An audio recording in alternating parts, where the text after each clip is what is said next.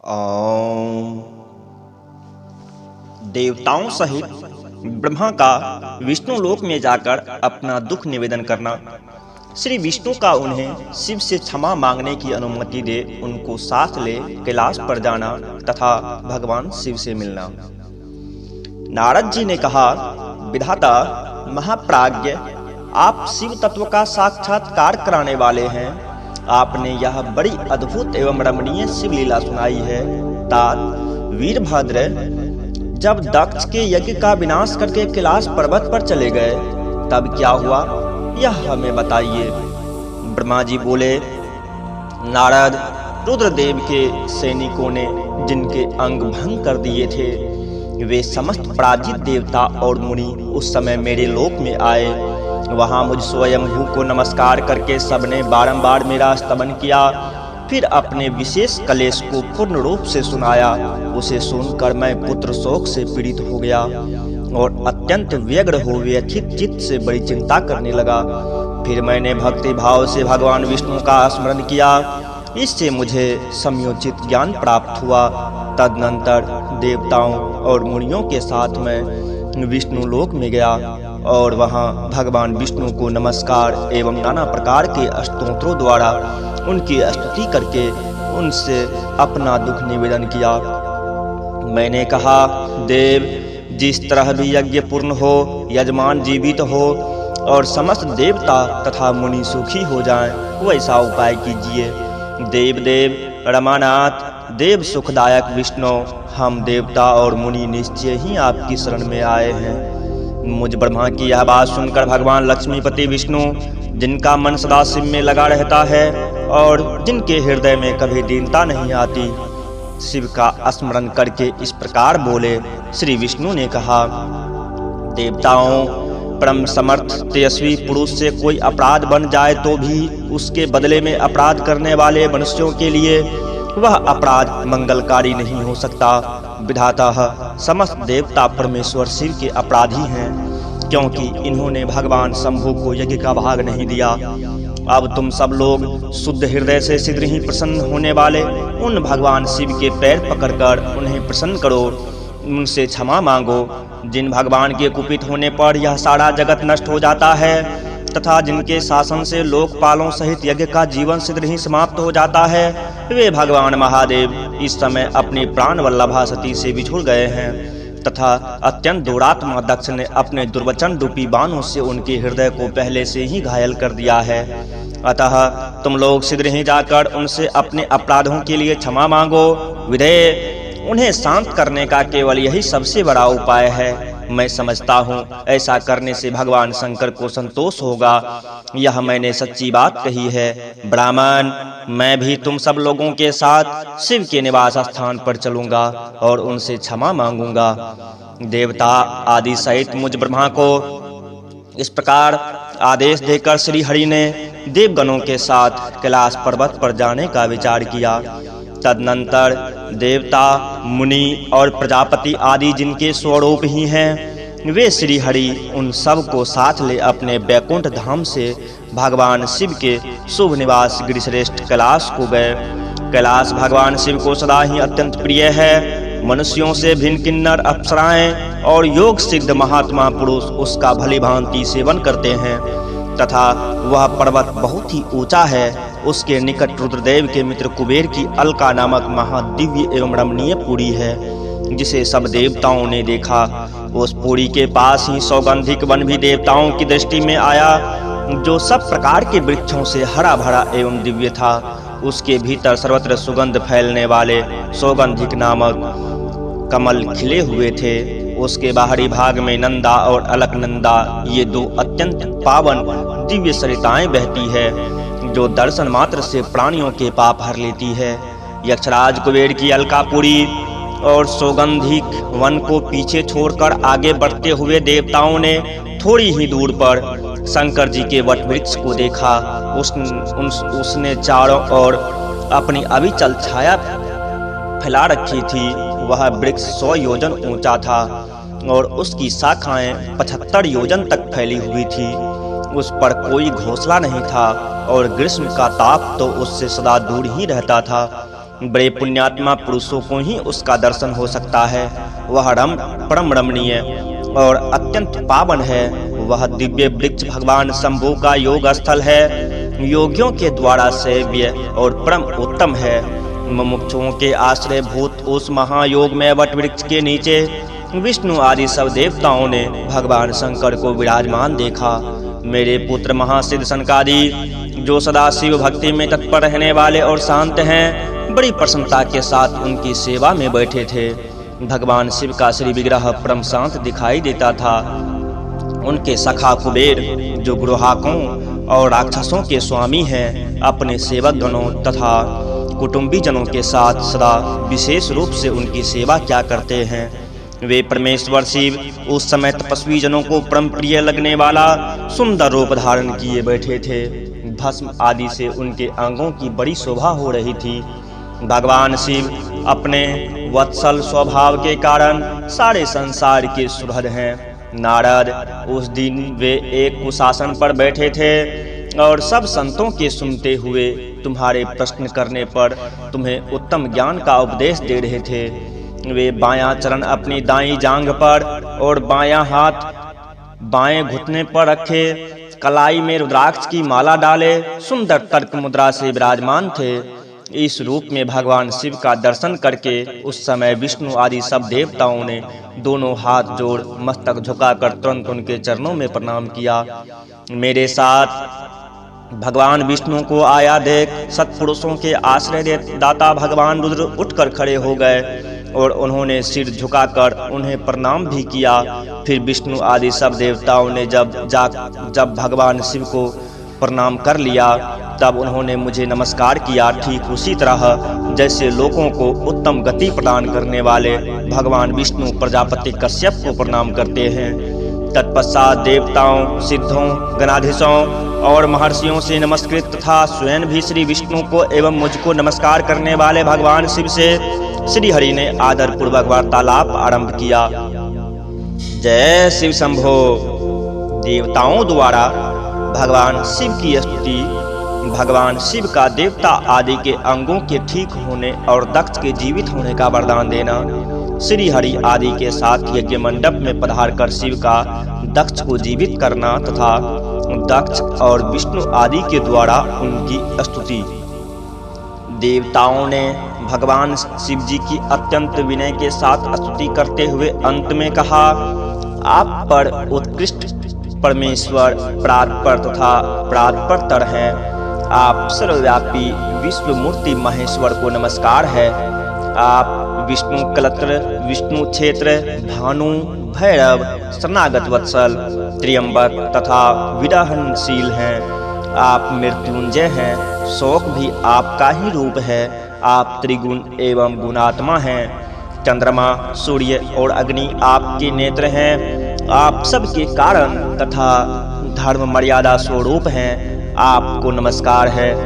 आपने अपनी ही तेज से संपूर्ण जगत को व्याप्त कर रखा है।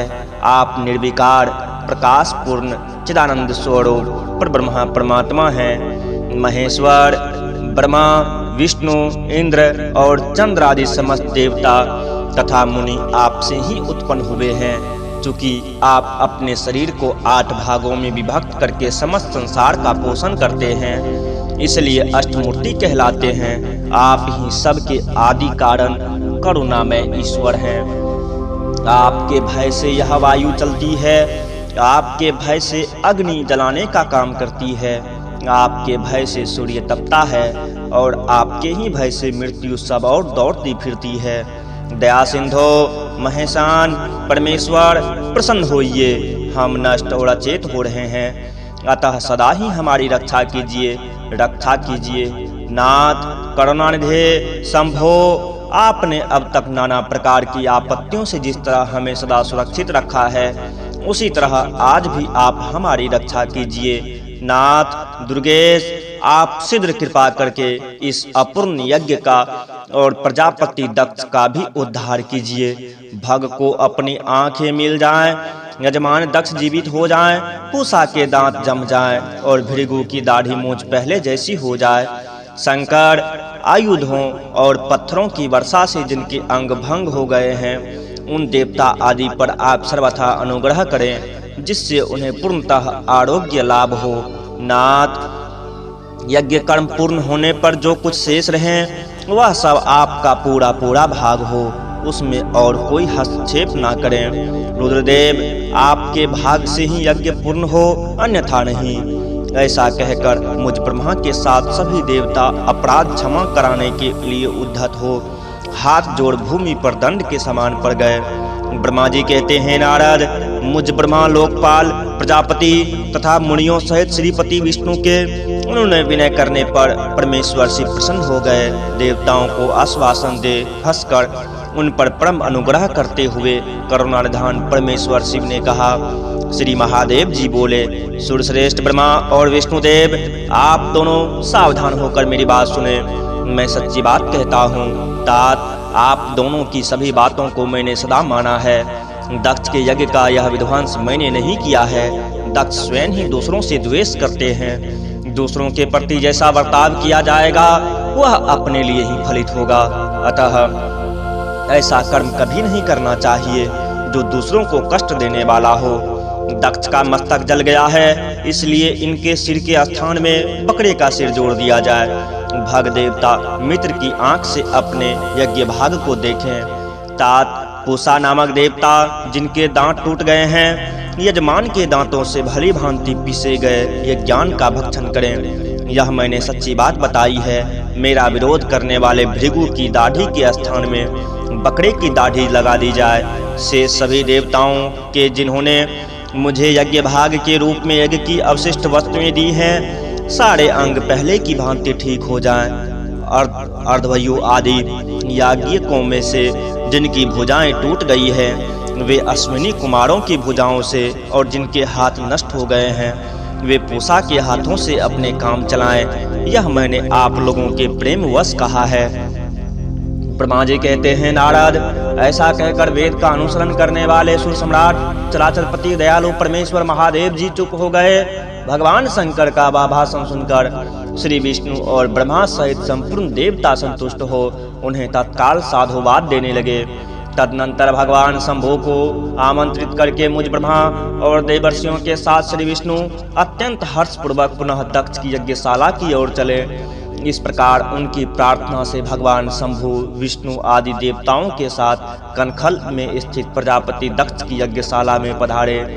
उस समय रुद्रदेव ने वहां यज्ञ का और विशेषतः देवताओं तथा ऋषियों का जो वीरभद्र के द्वारा विध्वंस किया गया था उसे देखा। स्वाहा, स्वाधा, पूषा, तुष्टि, धृति, सरस्वती, अन्य समस्त ऋषि, पितर, अग्नि तथा अन्यान्य बहुत से यक्ष, गंधर्व और राक्षस वहां पड़े थे। उनमें से कुछ लोगों के अंग तोड़ डाले गए थे, कुछ लोगों के बाल नोच लिए गए थे, और कितने ही उस सम्रांगण में अपने प्राणों से हाथ धो बैठे थे। उस यज्ञ की वैसी दुर्वस्था देखकर भगवान शंकर ने अपने गणनायक महापराक्रमी वीरभद्र को बुलाकर हंसते हुए कहा, महाबाहो वीरभद्र, यह तुमने कैसा काम किया? तात, तुमने थोड़ी ही देर में देवता तथा ऋषि आदि को बड़ा भारी दंड दे दिया। वत्स, जिसने ऐसा द्रोहपूर्ण कार्य किया, इस विलक्षण यज्ञ का आयोजन किया और जिसे ऐसा फल मिला, उस दक्ष को तुम शीघ्र यहाँ ले आओ। भगवान शंकर के ऐसा कहने पर वीरभद्र ने बड़ी उतावली के साथ दक्ष का धर लाकर उनके सामने डाल दिया। दक्ष के उस सब को सिर से रहित देखकर लोक कल्याणकारी भगवान शंकर ने आगे खड़े हुए वीरभद्र से हंसकर पूछा, दक्ष का सिर कहाँ है? तब प्रभावशाली वीरभद्र ने कहा, प्रभु शंकर, मैंने तो उसी समय दक्ष के सिर को आग में होम दिया था। वीरभद्र की यह बात सुनकर भगवान शंकर ने देवताओं को प्रसन्नतापूर्वक वैसी ही आज्ञा दी जो पहले दे रखी थी। भगवान भव ने उस समय जो कुछ कहा उसकी मेरे द्वारा पूर्ति कराकर श्री हरि आदि सब देवताओं ने भृगु आदि सबको शीघ्र ही ठीक कर दिया। तदनंतर शंभु के आदेश से प्रजापति के धड़ के साथ यज्ञ पशु बकरे का सिर जोड़ दिया गया। उस सिर के जोड़े जाते ही शंभु की शुभ दृष्टि पड़ने से प्रजापति के शरीर में प्राण आ गए और वे तत्काल सोकर जगे हुए पुरुष की भांति उठकर खड़े हो गए। उठते ही उन्होंने अपने सामने करुणानिधि भगवान शंकर को देखा। देखते ही दक्ष के हृदय में प्रेम उमड़ आया। उस प्रेम ने उनके अंतःकरण को निर्मल एवं प्रसन्न कर दिया। पहले महादेव जी से द्वेष करने के कारण उनका अंतःकरण मलिन हो गया था, परंतु उस समय शिव के दर्शन से वे तत्काल शरद ऋतु के चंद्रमा की भांति निर्मल हो गए। उनके मन में भगवान शिव की स्तुति करने का विचार उत्पन्न हुआ, परंतु वे अनुरागाधिक्य के कारण तथा अपनी मरी हुई पुत्री का स्मरण करके व्याकुल हो जाने के कारण तत्काल उनका स्तवन ना कर सके। थोड़ी देर बाद मन स्थिर होने पर दक्ष ने लज्जित हो लोक शंकर शिव शंकर को प्रणाम किया और उनकी स्तुति आरंभ की। उन्होंने भगवान शंकर की महिमा गाते हुए बारंबार उन्हें प्रणाम किया। फिर अंत में कहा, परमेश्वर, आपने ब्रह्मा होकर सबसे पहले आत्म तत्व का ज्ञान प्राप्त करने के लिए अपने मुख से विद्या, तप और व्रत धारण करने वाले ब्राह्मणों को उत्पन्न किया था। जैसे ग्वाला लाठी लेकर गौवों की रक्षा करता है, उसी प्रकार मर्यादा का पालन करने वाले आप परमेश्वर दंड धारण किए उन साधु ब्राह्मणों की सभी विपत्तियों से रक्षा करते हैं। मैंने दुर्वचन रूपी बाणों से आप परमेश्वर को बींध डाला था, फिर भी आप मुझ पर अनुग्रह करने के लिए यहाँ आ गए। अब मेरी ही तरह अत्यंत दैन्यपूर्ण आशा वाले इन देवताओं पर भी कृपा कीजिए। भक्तवत्सल, दीनबंधो, शंभो, मुझ में आपको प्रसन्न करने के लिए कोई गुण नहीं है। आप षड्विध ऐश्वर्य से संपन्न परात्पर परमात्मा हैं, अतः अपने ही बहुमूल्य उदारतापूर्ण बर्ताव से मुझ पर संतुष्ट हो। ब्रह्मा जी कहते हैं, नारद, इस प्रकार लोक कल्याणकारी महाप्रभु महेश्वर शंकर की स्तुति करके विनीत चित्त प्रजापति दक्ष चुप हो गए।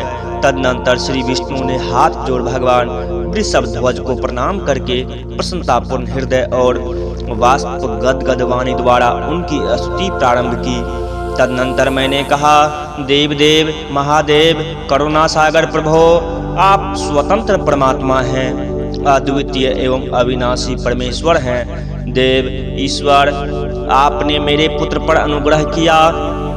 अपने अपमान की और कुछ भी ध्यान ना देकर दक्ष के यज्ञ का उद्धार कीजिए। देवेश्वर, आप प्रसन्न होइए और समस्त शापों को दूर कर दीजिए। आप सज्ञान हैं, अतः आप ही मुझे कर्तव्य की ओर प्रेरित करने वाले हैं और आप ही अकर्तव्य से रोकने वाले हैं। महामुने, इस प्रकार परम महेश्वर की स्तुति करके मैं दोनों हाथ जोड़ मस्तक झुकाकर खड़ा हो गया। तब सुंदर विचार रखने वाले इंद्र आदि देवता और लोकपाल शंकर देव की स्तुति करने लगे। उस समय भगवान शिव का मुखारविंद प्रसन्नता से खिल उठा था। इसके बाद प्रसन्नचित हुए समस्त देवताओं, दूसरे सिद्धों, ऋषियों और प्रजापतियों ने भी शंकर जी का सहर्ष स्तवन किया। इसके अतिरिक्त उपदेवों, नागों, सदस्यों तथा ब्राह्मणों ने पृथक पृथक प्रणाम पूर्वक बड़े भक्ति भाव से उनकी स्तुति की। जय शिव शंभो। भगवान शिव का दक्ष को अपने भक्त वत्सलता, ज्ञानी भक्त की श्रेष्ठता तथा तीनों देवताओं की एकता बताना, दक्ष का अपने यज्ञ को पूर्ण करना, सब देवता आदि का अपने अपने स्थान को जाना, सतीखंड का उपसंहार और महात्म्य। ब्रह्मा जी कहते हैं, नारद, इस प्रकार श्री विष्णु के, मेरे, देवताओं और ऋषियों के तथा अन्य लोगों की स्तुति करने पर महादेव जी बड़े प्रसन्न हुए। फिर उन शंभु ने समस्त ऋषियों, देवता आदि को कृपा दृष्टि से देखकर तथा मुझ ब्रह्मा और विष्णु का समाधान करके दक्ष से इस प्रकार कहा। महादेव जी बोले, प्रजापति दक्ष, मैं जो कुछ कहता हूँ सुनो। मैं तुम पर प्रसन्न हूँ। यद्यपि मैं सबका ईश्वर और स्वतंत्र हूँ, तो भी सदा ही अपने भक्तों के अधीन रहता हूँ। 4 प्रकार के पुण्यात्मा पुरुष मेरा भजन करते हैं। दक्ष प्रजापति उन चारों भक्तों में पूर्व की अपेक्षा उत्तरोत्तर श्रेष्ठ हैं। उनमें पहला आर्त, दूसरा जिज्ञासु, तीसरा अर्थार्थी और चौथा ज्ञानी है। पहले के 3 तो सामान्य श्रेणी के भक्त हैं, किंतु चौथा का अपना विशेष महत्व है। उन सब भक्तों में चौथा ज्ञानी ही मुझे अधिक प्रिय है। वह मेरा रूप माना गया है। उससे बढ़कर दूसरा कोई मुझे प्रिय नहीं है। यह मैं सत्य सत्य कहता हूँ। मैं आत्मज्ञ हूँ। वेद वेदांत के प्रागामी विद्वान ज्ञान के द्वारा मुझे जान सकते हैं। जिनकी बुद्धि मंद है वे ही ज्ञान के बिना मुझे पाने का प्रयत्न करते हैं। कर्म के अधीन हुए मूढ़ मानव मुझे वेद, यज्ञ, दान और तपस्या द्वारा भी कभी नहीं पा सकते। अतः दक्ष, आज से तुम बुद्धि के द्वारा मुझ परमेश्वर को जानकर ज्ञान का आश्रय ले समाहित चित्त होकर कर्म करो। प्रजापते, तुम उत्तम बुद्धि के द्वारा मेरी दूसरी बात भी सुनो। मैं अपने सगुण स्वरूप के विषय में भी इस गोपनीय रहस्य को धर्म की दृष्टि से तुम्हारे सामने प्रकट करता हूँ। जगत का परम करुणा रूप मैं ही ब्रह्मा और विष्णु हूँ। मैं सबका आत्मा, ईश्वर और साक्षी हूँ। स्वयं प्रकाश तथा निर्विशेष हूँ। मुने, अपनी त्रिगुणात्मिका माया को स्वीकार करके मैं ही जगत की सृष्टि, पालन और संहार करता हुआ उन क्रियाओं के अनुरूप ब्रह्मा, विष्णु और रुद्र नाम धारण करता हूँ। उस अद्वितीय भेद रहित केवल विशुद्ध मुझ ब्रह्मा परमात्मा में ही अज्ञानी पुरुष ब्रह्मा, ईश्वर तथा अन्य समस्त जीवों को भिन्न रूप से देखता है। जैसे मनुष्य अपने सिर और हाथ आदि अंगों में ये मुझसे भिन्न है, ऐसी परकीय बुद्धि कभी नहीं करता। उसी तरह मेरा भक्त प्राणी मात्र में मुझसे भिन्नता नहीं देखता। दक्ष, मैं ब्रह्मा और विष्णु तीनों स्वरूपतः एक ही हैं तथा हम ही संपूर्ण जीव रूप हैं। ऐसा समझकर जो हम तीनों देवताओं में भेद नहीं देखता वही शांति प्राप्त करता है। जो नराधम हम तीनों देवताओं में भेद बुद्धि रखता है वह निश्चय ही जब तक चंद्रमा और तारे रहते हैं तब तक नरक में निवास करता है। दक्ष, यदि कोई विष्णु भक्त होकर मेरी निंदा करेगा और मेरा भक्त होकर विष्णु की निंदा करेगा तो तुम्हें दिए हुए पूर्वोक्त सारे साप उन्हीं दोनों को प्राप्त होंगे और निश्चय ही उन्हें तत्व ज्ञान की प्राप्ति नहीं हो सकती। ब्रह्मा जी कहते हैं, मुने, भगवान महेश्वर के इस सुखदायक वचन को सुनकर सब देवता मुनि आदि को उस अवसर पर बड़ा हर्ष हुआ। कुटुंब सहित दक्ष बड़ी प्रसन्नता के साथ शिव भक्ति में तत्पर हो गया। वे देवता आदि भी शिव को ही सर्वेश्वर जानकर भगवान शिव के भजन में लग गए। जिसने जिस प्रकार परमात्मा शंभु की स्तुति की थी उसे उसी प्रकार संतुष्ट चित्त हुए शंभु ने वर दिया। मुने, तदनंतर भगवान शिव की आज्ञा पाकर प्रसन्नचित्त हुए शिव भक्त दक्ष ने शिव के ही अनुग्रह से अपना यज्ञ पूरा किया। उन्होंने देवताओं को तो यज्ञ भाग दिए ही शिव को भी पूर्ण भाग दिया, साथ ही ब्राह्मणों को दान दिया। इस तरह उन्हें शंभु का अनुग्रह प्राप्त हुआ। इस प्रकार महादेव जी के उस महान कर्म का विधि पूर्वक वर्णन किया गया। प्रजापति ने ऋत्विजों के सहयोग से उस यज्ञ कर्म को विधिवत समाप्त किया। मुनीश्वर, इस प्रकार परब्रह्मा स्वरूप शंकर के प्रसाद से वह दक्ष का यज्ञ पूरा हुआ। तदनंतर सब देवता और ऋषि संतुष्ट हो भगवान शिव के यश का वर्णन करते हुए अपने अपने स्थान को चले गए। दूसरे लोग भी उस समय वहां से सुखपूर्वक विदा हो गए। मैं और श्री विष्णु भी अत्यंत प्रसन्न हो भगवान शिव के सर्व मंगलदायक सुयश का निरंतर गान करते हुए अपने अपने स्थान को सानंद चले आए।